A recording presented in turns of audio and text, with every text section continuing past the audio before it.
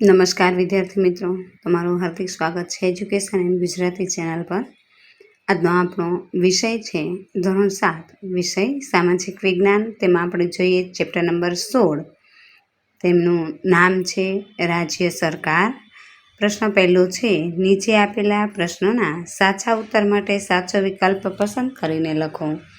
પ્રશ્ન પહેલો છે, રાજ્યની વિધાનસભા બીજા કયા નામથી ઓળખાય છે? જવાબ આવશે સી, ધારાસભા। બીજું, ગ્રામીણ સ્થાનિક સ્વરાજ્યની સંસ્થા કઈ છે? જવાબ આવશે ડી, આપેલ તમામ। ત્રીજું, રાષ્ટ્રની સરકાર કયા નામે ઓળખાય છે? જવાબ આવશે બી, સંઘ। ચોથું, એમએલએ બનવા માટે તમારી ઉંમર ઓછામાં ઓછી કેટલી હોવી જોઈએ? જવાબ આવશે બી, 25। પાંચમું, કોની ભલામણથી રાષ્ટ્રપતિ રાજ્યમાં રાષ્ટ્રપતિ શાસન લાદે છે? જવાબ આવશે એ, રાજ્યપાલ। છઠ્ઠું, વિધાનસભાના સરળ સંચાલન માટે વિધાનસભ્યો કોને ચૂંટે છે? જવાબ આવશે એ, અધ્યક્ષ અને ઉપાધ્યક્ષ। સાતમું, કારોબારીના વહીવટી અધિકારીઓને શું કહેવામાં આવે છે? જવાબ આવશે સી, વહીવટી કારોબારી। આઠમો પ્રશ્ન, કે રાજ્યના બંધારણીય વડા કોણ છે? જવાબ આવશે સી, રાજ્યપાલ। નવમું, ખાલી જગ્યા રાજ્યપાલની નિમણૂક કરે છે? જવાબ આવશે બી, રાષ્ટ્રપતિ। 10મું, રાજ્યપાલના કાર્યોમાં નીચેનામાંથી કયા કાર્યનો સમાવેશ થતો નથી? જવાબ આવશે ડી, નાણામંત્રી પાસે રાજ્યનું અંદાજપત્ર રજૂ કરે છે। 11મું, મંત્રીમંડળમાં કઈ કક્ષાના મંત્રીઓ હોય છે? જવાબ આવશે ડી, આપેલ તમામ। અને 12મું છે, રાજ્યનો વહીવટ કઈ સરકાર કરે છે? જવાબ આવશે એ, રાજ્ય। ગુજરાતની વડી અદાલતની સ્થાપના ક્યારે થઈ હતી? જવાબ આવશે બી, 1 મે 1960। 14મું, ગુજરાતની વડી અદાલત ક્યાં આવેલી છે? જવાબ આવશે ડી, અમદાવાદ। 15, વડી અદાલતના મુખ્ય ન્યાયાધીશની નિમણૂક કોણ કરે છે? જવાબ આવશે રાષ્ટ્રપતિ। અને 16મું, કઈ અદાલત કોર્ટ ઓફ રેકોર્ડ્સ તરીકે ફરજ બજાવે છે? જવાબ આવશે વડી। 17મું, માતા અને નવજાત શિશુને સરકારી સંસ્થામાંથી ઘરે મૂકવા જવા કઈ યોજના રાજ્ય સરકાર ચલાવે છે? જવાબ આવશે સી, ખિલખિલાટ ડ્રોપબેક યોજના। ત્યારબાદ પ્રશ્ન બીજો જોઈએ, ખાલી જગ્યા પૂરો। એમાં પહેલું છે, રાજ્યનો કારોબાર ચલાવવાનું કામ ખાલી જગ્યા કરે છે? જવાબ આવશે રાજ્ય સરકાર।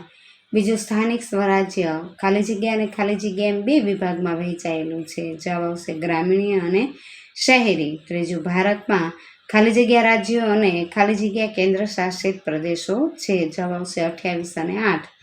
ચોથું, ખાલી જગ્યા કક્ષાએ વહીવટ કરતી સરકારને રાજ્ય સરકાર કહે છે? જવાબ આવશે રાજ્ય। પાંચમું, રાજ્યની ધારાસભાને ઉપલા ગૃહને ખાલી જગ્યા કહે છે? જવાબ આવશે વિધાન પરિષદ। છઠ્ઠું, ગુજરાતની વિધાનસભામાં સભ્ય સંખ્યા ખાલી જગ્યા છે? જવાબ આવશે 182। સાતમું, ગુજરાતનું વિધાનસભા ભવન ખાલી જગ્યા ખાતે આવેલું છે? જવાબ આવશે ગાંધીનગર। આઠમું, ગુજરાતના વિધાનસભા ભવનનું નામ ખાલી જગ્યા છે?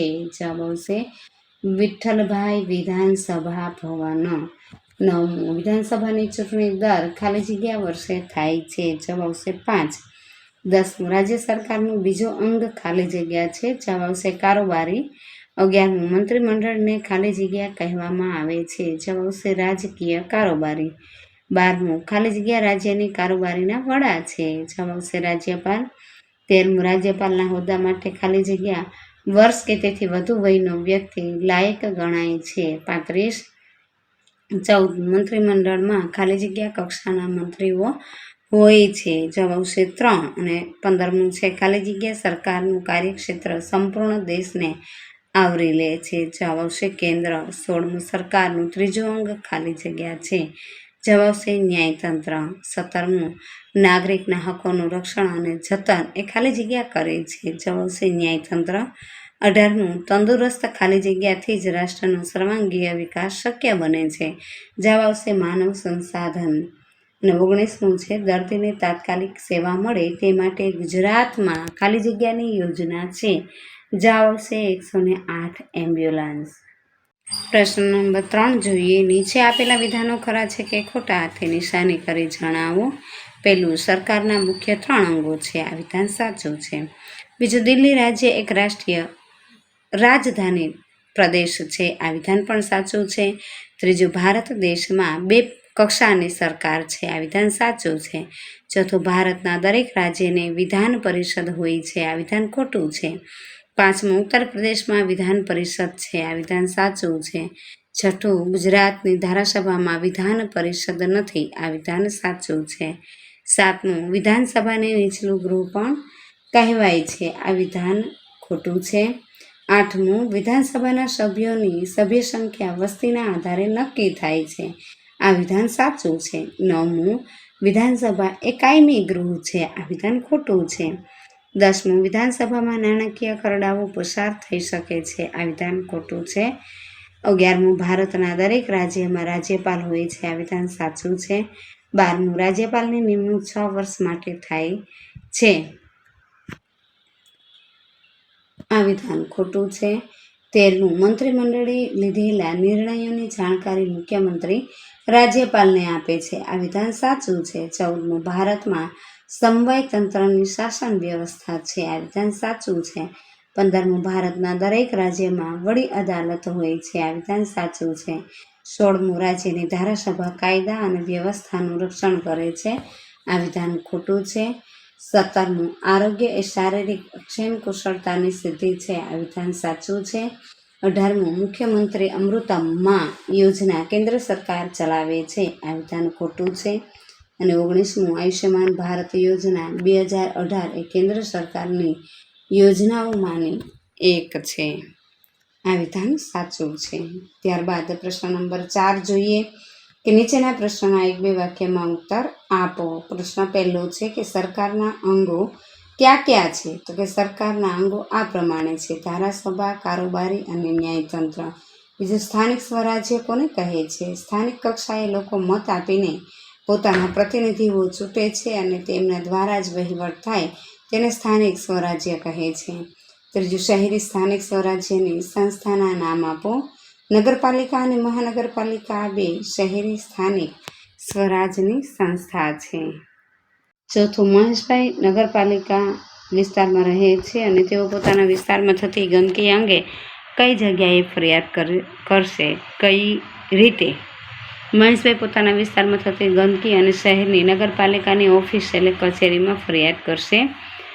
5મું છે, કરશનભાઈને હુલ્લડના ગુના માટે અદાલતે 3 વર્ષની કેદની સજા કરી હતી. 3 વર્ષ પૂરા થયા છે. હવે તેઓ વિધાનસભાની ચૂંટણીમાં ઉમેદવારી કરી શકશે. શા માટે?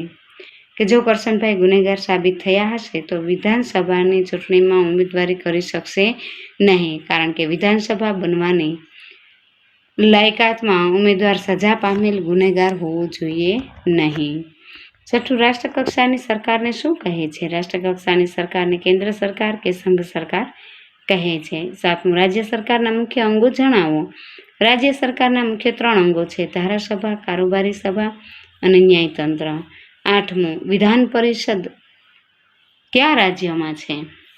બિહાર, મહારાષ્ટ્ર, ઉત્તર પ્રદેશ, કર્ણાટક, તેલંગાણા અને આંધ્રપ્રદેશમાં વિધાન પરિષદ છે. 9મું છે, ગુજરાતના એક ગામમાં સરપંચશ્રીએ કહ્યું કે મારા દાદા ઈસવીસન 1960માં જિલ્લા પંચાયતના સભ્ય તરીકે ચૂંટાયા હતા. એમની વાત સાથે સંમત છો. શા માટે? તો કે હું સરપંચશ્રીની આ વાતથી સહમત નથી, કારણ કે ગુજરાતમાં પંચાયતી રાજ 1 એપ્રિલ 1963થી અમલમાં આવ્યો હતો. તો તેઓના દાદા ઈસવીસન 1960માં કઈ રીતે જિલ્લા પંચાયતના સભ્ય તરીકે ચૂંટાયા હશે? 10મું, રાજ્યમાં રાષ્ટ્રપતિ શાસન હોય ત્યારે રાજ્યનો વહીવટ કોણ સંભાળે છે? રાજ્યમાં રાષ્ટ્રપતિ શાસન હોય ત્યારે રાજ્યપાલ રાજ્યનો વહીવટ સંભાળે છે. 11મું છે, ખરડો કાયદો ક્યારે બને છે? તો કે વિધાનસભાના સભ્યોએ બહુમતીથી પસાર કરેલા ખરડાને જ્યારે રાજ્યપાલની મંજૂરી મળે ત્યારે ખરડો છે એ કાયદો બને છે. 12મું, વિધાનસભામાં કોની માધ્યમથી પ્રશ્ન પૂછાય છે? વિધાનસભામાં અધ્યક્ષના માધ્યમથી પ્રશ્ન પૂછાય છે. 13મું, રાજ્યની કારોબારીમાં કોનો સમાવેશ થાય છે? રાજ્યની કારોબારીમાં રાજ્યપાલ, મુખ્યમંત્રી અને મંત્રીમંડળ તેમજ મંત્રીઓના નિયંત્રણ અને માર્ગદર્શન હેઠળ કામ કરતી વહીવટી અધિકારીઓનો સમાવેશ થાય છે. 14મું છે, મુખ્યમંત્રીની નિમણૂક કોણ કરે છે? તો કે રાજ્યપાલ મુખ્યમંત્રીની નિમણૂક કરે છે. 15મું, રાજ્યપાલ મુખ્યમંત્રી તરીકે કોને નિમે છે? રાજ્યપાલ વિધાનસભામાં બહુમતી ધરાવતા પક્ષના નેતાની નિમણૂક મુખ્યમંત્રી તરીકે કરે છે. 16મું, રાજ્યપાલની મોટાભાગની સત્તાઓ કોણ ભોગવે છે? રાજ્યપાલની મોટાભાગની સત્તાઓ મુખ્યમંત્રી અને તેમનું મંત્રીમંડળ ભોગવે છે. 17મું, જો ન્યાયતંત્ર ન હોય તો શું થાય? જો ન્યાયતંત્ર ન હોય તો પ્રજાના હકોની જાળવણી ન થાય, લોકોની માનહાનિ થાય, પક્ષપાત થાય, પ્રજા સાથે ભેદભાવ થાય અને દેશમાં હિંસા વ્યાપી જાય. ધર્મ છે. આરોગ્ય એટલે શું? આરોગ્ય એટલે શારીરિક, માનસિક, સામાજિક અને આધ્યાત્મિક ક્ષેમ કુશળતાની સંપૂર્ણ વ્યવસ્થા. 19મો પ્રશ્ન છે, જાહેર સ્વાસ્થ્ય સેવાઓ કોને કહે છે? દેશની પ્રજાની સુખાકારી માટે સરકાર દ્વારા આપવામાં આવતી સ્વાસ્થ્ય સેવાઓને જાહેર સ્વાસ્થ્ય સેવાઓ કહે છે. 20મું, રાજ્ય સરકાર દ્વારા કેન્દ્ર સરકારને લગતો મહત્વનો ભેદ કયો છે? રાજ્ય સરકાર અને કેન્દ્ર સરકારને લગતો મહત્વનો ભેદ એ છે કે રાજ્ય સરકારનું કાર્યક્ષેત્ર પોતાના રાજ્ય પૂરતું મર્યાદિત છે, જ્યારે કેન્દ્ર સરકારનું કાર્યક્ષેત્ર સંપૂર્ણ દેશને આવરી લે છે. 7મું છે, જોડકા જોડો. વિભાગ એ અને વિભાગ બી. વિભાગ બીમાંથી આપણે જવાબ શોધી અને લખવાનો છે. એમાં પહેલું છે કે મુખ્યમંત્રીની નિમણૂક. જવાબ આવશે ડી, રાજ્યપાલ. બીજું, મંત્રીમંડળની રચના. જવાબ આવશે બી, મુખ્યમંત્રી. ત્રીજું, વડી અદાલતના મુખ્ય ન્યાયાધીશની નિમણૂક. જવાબ આવશે ડી, રાજ્યપાલ. અને ચોથું, વિધાનસભાનું સંચાલન. જવાબ આવશે સી, અધ્યક્ષ. બીજું જોડકું જોઈએ. એમાં પહેલું છે કે વડી અદાલત. જવાબ આવશે બી, અમદાવાદ. બીજું, વિધાનસભા. જવાબ આવશે ડી, ગાંધીનગર. ત્રીજું, વિધાનસભ્ય. જવાબ આવશે એ, MLA. અને ચોથું, વિધાન પરિષદ. જવાબ આવશે સી, કાયમી ગૃહ.